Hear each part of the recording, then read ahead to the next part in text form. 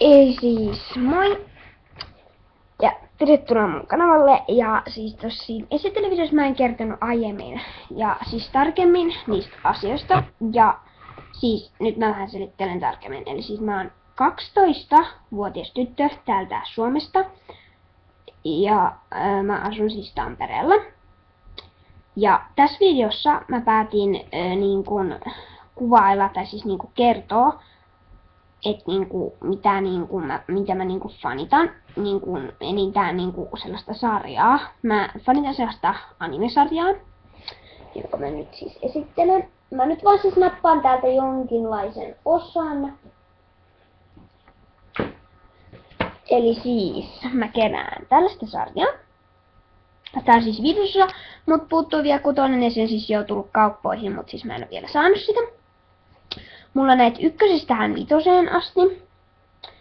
Ja ne on tuolla lattialla kaikki, mutta mä en siis nyt viittiin noukkia näitä osa kerrallaan, että tää on tää ja näin, koska mulla on vähän muutakin asiaa.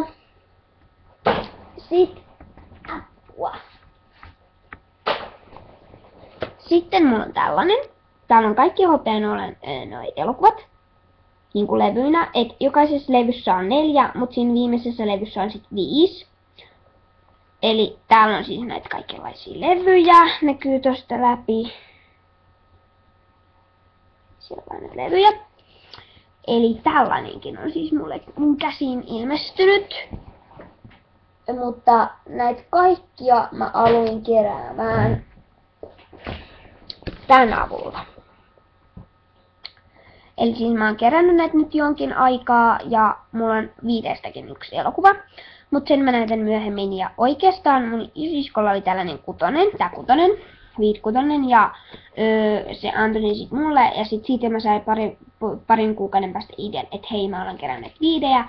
Ja sit kun mä huomasin, että paljon hopeanolejakin on tullut kauppoihin, niin sit mä aloin keräilemään niitä ja mä aloin sit keräilemään niitä hopeanoleja ja viidejä. Ja mä ootan siis, että Orionkin alkaa ja nyt kun 5 tällainen 1 Dansman Dokki Hogen kuolee.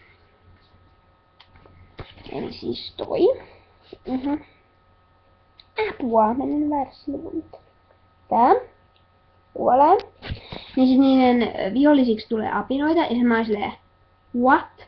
Koska se mulle ei siis leikannut, että tää Ushir takaisin tekee niitä apinoista, niitä vihollisia. Mut kai mä sit sen lopulta jossain vaiheessa tajun, että koska niiden johtaisi siis punapeppupamiani ja punapeppupamianit on noita lihansyöjiä, että ne voi syödä toisensakin. Ja sitten niiden sen alamaisina on apinat, niin kyllä mä sitten aloin vähitellen, että hei, kyllä apinatkin voi olla koirien vihollisia, koska ne tappaa sinne koiria. Mutta joo, ei mitään muuta, koska mä en nyt ala selittämään tässä mitään yksityiskohtia, ettei pitää ole mitään traumoja, mutta siis tällaista sarjaa sitten keräilen. Ja tää on mun fanitus ja intohimo. Niin, sitten mulla on 1 viidi-elokuva. Tällainen. Mulla on siis vain 1, 8, viimeinen ja täällä on 4 jaksoa, episodia. Ja tässä on näin 1 levy siis. Ja mä aion hankkia tällaisen pakkauksen, missä on nämä kaikki siis viidit. Huomaako sekoon?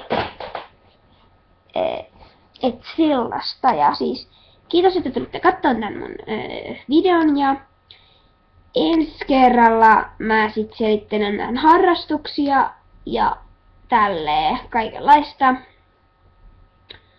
Ja toivon, että tulee taas pari tilaajaa lisää ja esittelen sitten ensi videossa mun ratsastustavaroita, koska siis mä oon harrastanut jo reilun vuoden ratsastusta ja pudonnutkin jo pari kertaa, mutta siitä sitten seuraavassa videossa. Ja toivon siis, mä tämän varmaan sanoikin, mä toistelen aika paljon asioita nykyään, että mä toivon, että tulee taas pari tilaajaa lisää. Ja kerron sitten varusteista ja kaikesta. Joo, siis ne, jotka on ratsastanut jo pari vuotta enemmän, niin niiden ei tarvitse katsoa sitä videoa, koska ne varmaan tietää sen. Mutta ne, jotka on kiinnostunut, ne voi kyllä katsoa. Joo, ja kiitos, että tulitte katsomaan tämän videon. Nähdään taas ja moikka!